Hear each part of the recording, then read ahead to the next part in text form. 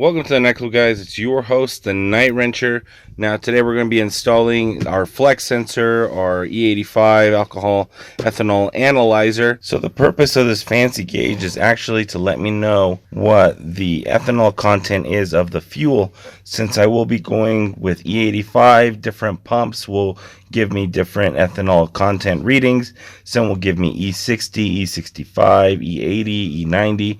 And because of that, I want to make sure that the fuel that's going to be running through my engine will be set up to a point where the tune that's in the carburetor is compatible with the fuel that's going in.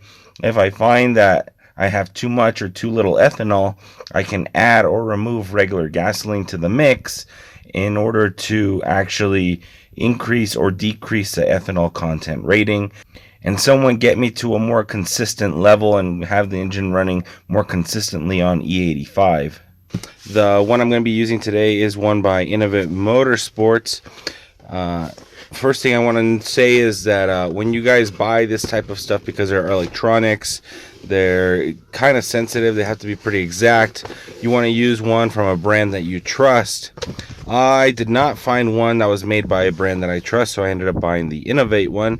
I've heard some good things about it, so this is going to be my first gauge by them. Usually I buy a different company, but going through this, we've got the manual, which I'm probably not going to read. We've got a sticker. We've got the gauge itself, the flex sensor. We've got a cable. I believe this one's to hook up to your laptop. And then we've got the actual harness to run it through the vehicle. It's got a different cover, so you can change the bezel to a silver, and you can change the back to a white if you'd like to do that as well. So I'm going to go ahead and put this truck in the barn, and we're going to go ahead and get this up in the air and get this installed. Alright, so I've got the truck in the barn now. Let's go ahead and start running some of these wires.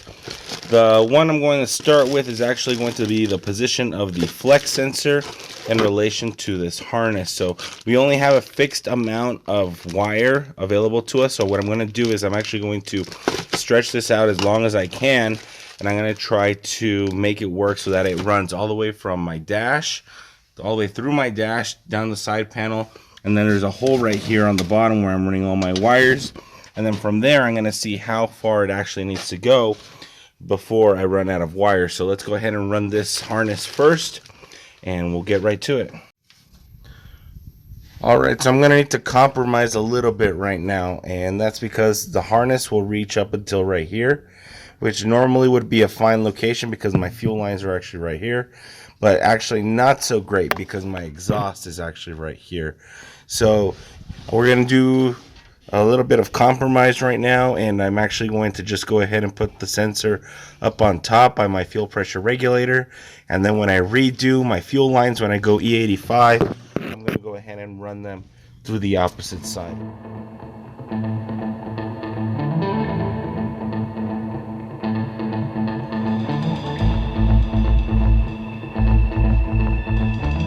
Alright, so it's time to start the actual wiring.